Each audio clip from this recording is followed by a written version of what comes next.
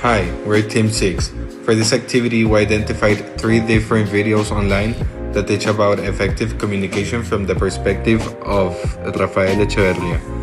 Effective communication expands perspectives. It is essential in business and everyday life, as it helps create emotional and learning space. The impact is high as we listen to trends, the market, employees, and collaborators. People often say that speaking is important in business, but effective listening is essential. After hearing and learning about more than 3 videos on effective communication by the perspective of Rafael Echeverria, he explained that humans learn through language. The main process is to start by designing an action plan using ontological coaching, which creates a pathway and learning process to achieve an objective. Effective communication expands perspectives, and it can be composed of stages. A video explains that the first step is observing, which is the stage where we interpret. Then, in the action stage, we focus on the factors that drive our behavior, such as visible and invisible actions.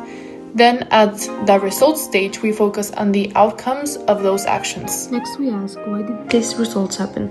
This stage is known as evaluation. It is a stage that helps reflect and lead the learning stage, which identifies what we did or didn't do. This is known as first-order learning. When identifying what needs to change, it's called second-order learning or transformational learning. Lastly, the systematic stage is about understanding that the change results we need to change the system. This means changing the structure or algorithm that causes certain results. This leads to a true leadership, as this process influences more than individual actions. There are 2 other key elements that Echeverria talks about during his interviews. He explains that there exist 2 competences: listening to understand and listening to others so that their words contribute to transformation. These competences mean that it's important to see further than words. Listen to where their point of view is coming from. Additionally, during the process of effective communication, it is important to listen to the other person, because if we focus on ourselves and thoughts, we will block deep understanding. Therefore, we need to pay attention on who is talking. Listening, having respect, autonomy, and dignity. He describes that of having no judgment, avoids conflicts, and reflects on better results.